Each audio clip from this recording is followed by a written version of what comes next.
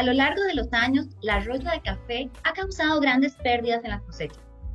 ¿Sabían que el control químico que involucra fungicidas, sistémicos y protectores ha sido una herramienta importante, buscando un control eficiente y evitando la aparición de hongos que afecten la siembra de café? El día de hoy nos acompaña Eduardo Granados Guerra, docente de la sede del Atlántico, quien realizó un doctorado y una maestría en agronomía con especialización en fitopatología por la Universidad Federal de Viçosa, Brasil. Hola Eduardo, bienvenido. Muchísimas gracias por acompañarnos. Hola Carol, no, gracias a ustedes por la invitación para participar de estos espacios. Muy gentil. ¿Qué le parece si empezamos aclarando qué es fitopatología? Claro, fitopatología es un concepto muy amplio que engloba y podríamos resumir en realidad que es el estudio de las enfermedades de las plantas.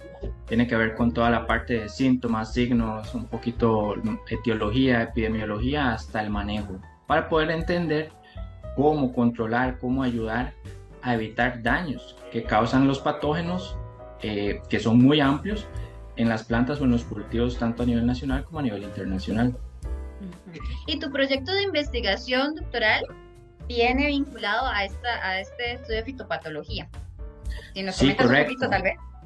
Claro, claro. Sí, pues él surgió a raíz de mi orientador, pues él trabaja con toda la parte de Royas, ¿verdad? Y gran parte del trabajo, pues es manejo químicos y también entender cómo se da esa interacción entre la roya con las plantas, diferentes cultivares.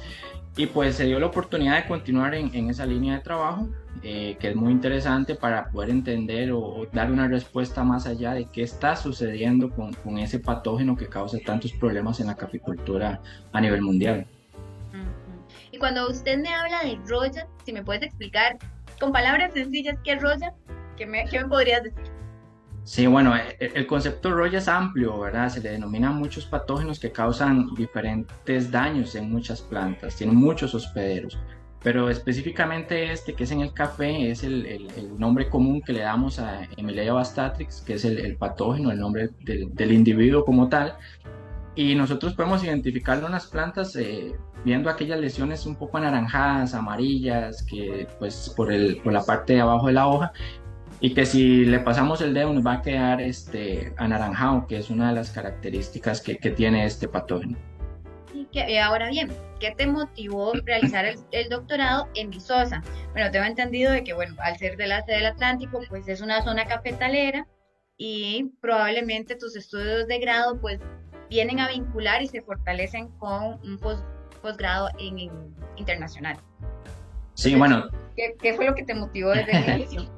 claro, todo esto surge cuando yo estaba haciendo mis estudios de licenciatura y se da una situación a nivel nacional y a nivel de Centroamérica por una epidemia con roya específicamente, y se hace el primer simposio aquí en Costa Rica de roya del café específicamente, donde se invitan algunos investigadores internacionales, y dentro de ellos viene pues el doctor Laercio Sambolín, que termina siendo mi orientador en Viçosa, ¿verdad?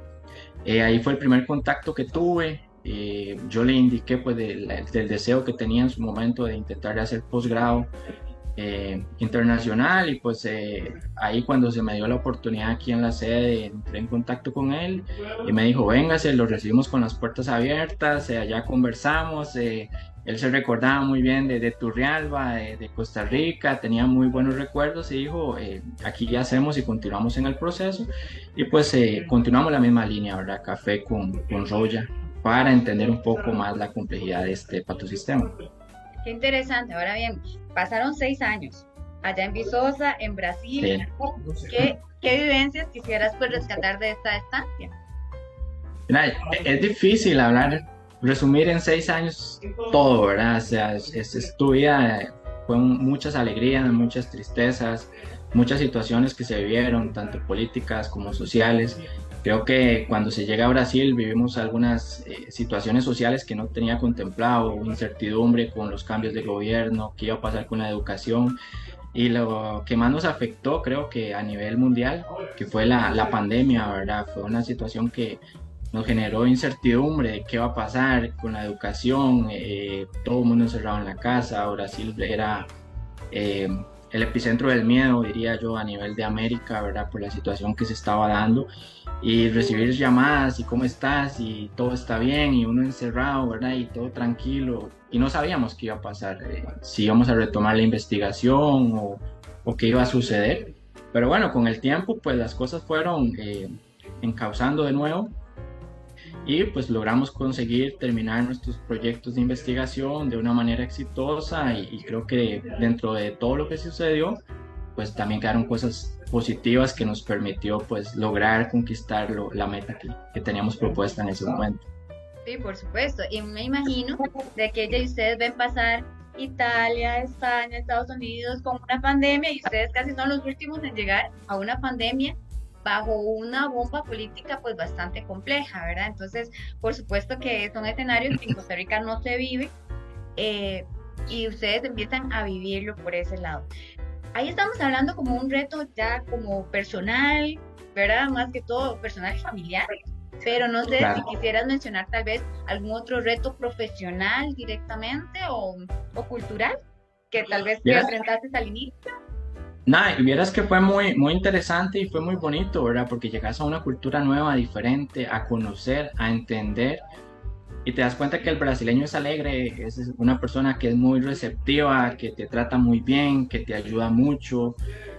Tal vez al inicio fue difícil entender el ritmo de vida, eh, pero el profesionalismo que tienen ellos, ya yéndonos a la parte de educación, es muy bueno. O sea, yo tengo que decir que ellos son muy disciplinados, ellos son muy comprometidos con la parte de investigación, la parte de docencia y eso pues se ve reflejado en grandes profesionales, profesores que tuve, que pues me ayudaron a entender mucho más de la fitopatología y pues muchos colegas de todo, te puedo decir, de todo Brasil y hasta de muchos países, tanto de Latinoamérica como de África y Europa, que tuve la oportunidad de conocer. Entonces, son muchas cosas que se engloban, que te digo, es difícil intentar hablar de todo, en resumir todo, pero creo que hay muchas cosas importantes que marcaron y nos ayudaron a hacer lo que hoy somos y logramos terminar nuestro objetivo, que era el doctorado, ¿verdad?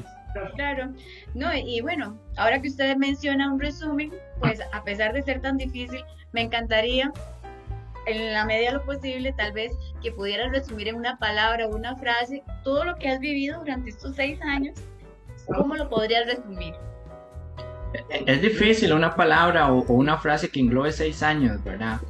Pero creo que todo este proceso fue un proceso retador, tanto personal, familiar y profesional, porque te vas, no sabes a lo que te vas a enfrentar, no sabes cómo van a ser la situación, un proceso, un sistema educativo diferente, pero que al final con mucho esfuerzo, dedicación, logramos salir adelante. Entonces fue algo que junto con la alegría del pueblo brasileño también, ¿verdad? Aquellos momentos que eran difíciles y todo, pues logramos sacarlos adelante y cumplir, ¿verdad? El objetivo tanto en lo personal como en lo familiar.